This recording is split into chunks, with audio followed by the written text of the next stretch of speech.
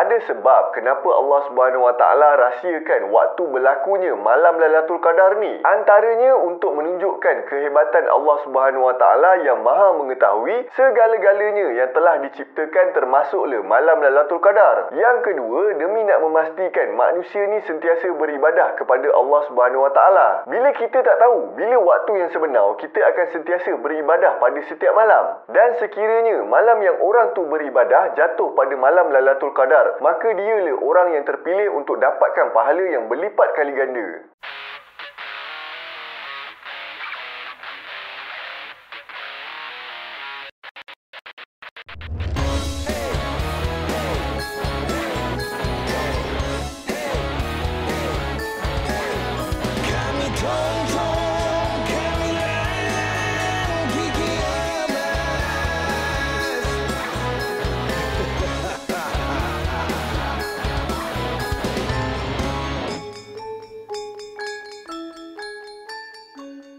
Assalamualaikum dan salam Melaka bersejarah. Alhamdulillah kita dipanjangkan umur untuk berjumpa lagi dalam video hari ini. Untuk orang Islam, bulan Ramadan ni kira bulan yang paling kita tunggu-tunggukan lah. Sebab bulan ni penuh dengan keberkatan dan pengampunan. Jadi setiap umat Islam akan berusaha sebaik mungkin untuk tingkatkan amalan, memperbanyakkan sedekah dan berusaha nak ubah diri jadi lebih baik dari versi yang sebelumnya. Yang paling penting dalam bulan Ramadan ni juga ada satu tempoh yang sangat istimewa, di mana dalam 10 malam terakhir bulan Ramadan akan munculnya malam Lailatul Qadar. Malam Lailatul Qadar ni adalah malam yang penuh dengan keberkatan, di mana Al-Quran dah sebut bahawa malam Lailatul Qadar ni adalah malam yang lebih baik daripada 1000 bulan. Maka segala amalan yang dilakukan pada malam ni akan dibalas dengan ganjaran yang berlipat kali ganda. Inilah yang menjadikan malam Lailatul Qadar ni adalah malam yang special untuk umat Islam. So hari ni aku nak kongsikan sikit info yang aku dapat berkenaan malam Lailatul Qadar. Dari segi bahasa, Laila bermaksud apabila tenggelamnya matahari sehingga fajar atau berlawanan dengan siang hari. Maksud Al-Qadar ni pula ada perbezaan pendapat dari kalangan ulama. Kebanyakan ulama berpendapat Al-Qadar ni bermaksud kemuliaan atau hukum dan ketetapan. Tapi Ibnu Al-Jauzi ada kemukakan 5 pendapat lain berkenaan nama Qadar ni. Pertama, Al-Zuhri berpendapat Qadar ni bermaksud agung. Yang kedua, dari Al-Khalil bin Ahmad, di mana beliau kata qadar ni bermaksud sempit. Sebab pada malam tu dunia kita ni jadi sempit sebab ramainya malaikat turun ke dunia. Pendapat dari Ibnu Qutaibah mengatakan qadar ni bermaksud hukum atau keputusan. Sebab malam tu semua urusan akan ditentukan oleh Allah Subhanahu Wa Taala. Abu Bakar Al-Waraq pula berpendapat yang qadar ni bermaksud kemuliaan. Sebab sesiapa yang tak ada kemuliaan berpeluang nak dapatkan kemuliaan dari Allah Subhanahu Wa Taala melalui ibadah yang dilakukan pada malam tu. Pendapat terakhir dari Ali bin Ubaidillah, di mana qadar ni bermaksud malam yang penuh mulia. Sebab kitab yang penuh dengan kemuliaan telah diturunkan pada malam tu. Dalam masa yang sama, rahmat dengan malaikat juga turun pada malam tu. Selain tu, ada 2 lagi pendapat berkenaan malam Lailatul Qadar ni. Berdasarkan Said Qutub, ada ayat-ayat Al-Quran yang sebut pada malam Lailatul Qadar ni akan berkilaunya cahaya Allah Subhanahu Wa Taala yang tenang, indah dan mesra. Syekh Al-Marawi pula berkata malam tu adalah saat kemunculan sinar petunjuk dan hari permulaan bagi agama baru yang diturunkan kepada seseorang yang terbaik dalam kalangan seluruh manusia. Melalui ayat Al-Quran dan pendapat para ulama ni, malam Lailatul Qadar telah dikira sebagai batu asas agama Islam, di mana malam ni dah jadi penutup kepada seluruh agama para nabi. Macam yang kita tahu, sebelum kedatangan Islam, manusia dah tenggelam dengan kegelapan syirik, sembah berhala, hidup tak ada petunjuk dan tak ikut jalan kehidupan yang sebenar. Dengan izin Allah Subhanahu Wa Taala, malaikat Jibril alaihissalam pun turun ke bumi dan menampakkan dirinya pada Nabi Muhammad sallallahu alaihi wasallam untuk sampaikan wahyu baginda, iaitu Al-Quran. Jadi agama Islam yang turun pada malam Lailatul Qadar ni sesuai pada waktunya. Sebab itulah malam Lailatul Qadar ni dianggap sebagai malam yang lebih baik daripada 1000 bulan. Tapi jangan salah faham dengan maksud 1000 tu. Dari sudut bahasa Arab, 1000 ni bermaksud satu jumlah yang sangat besar. Bukanlah 1000 yang bernilai 1000. Kau faham Faham apa aku cakap? Pada malam Lailatul Qadar ni juga, para malaikat semua akan turun dari alam rohani. Sebab diorang tahu kelebihan malam ni dan nampak betapa besarnya kelebihan manusia yang diberikan oleh Allah Subhanahu Wa Taala.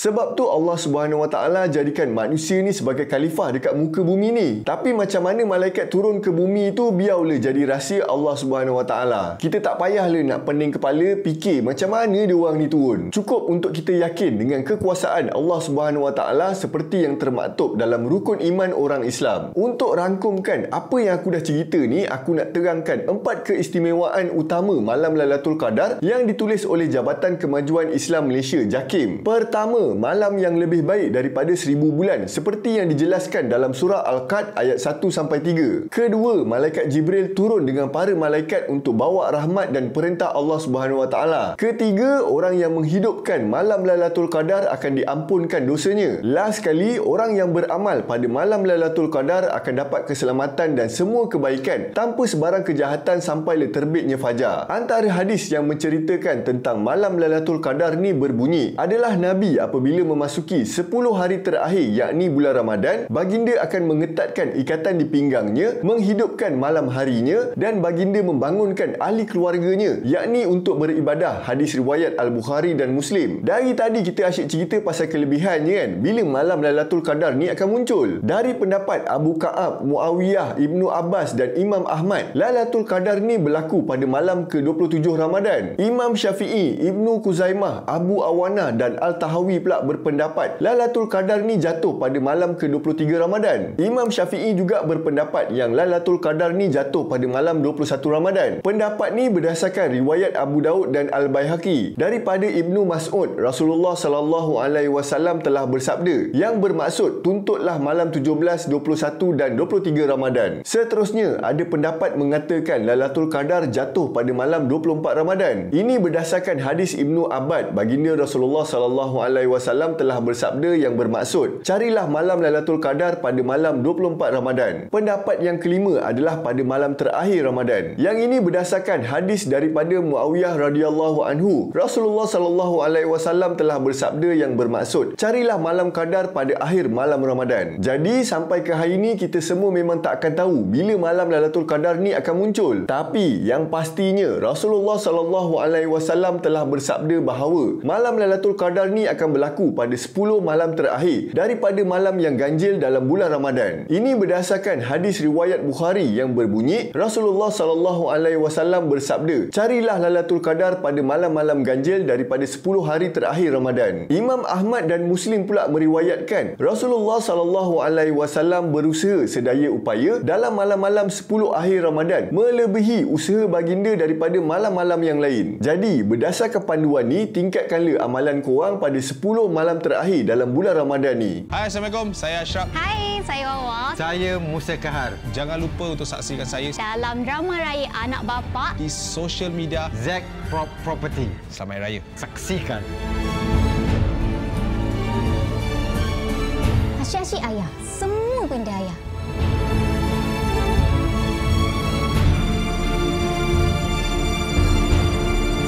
Tempat saya kat mana, awak?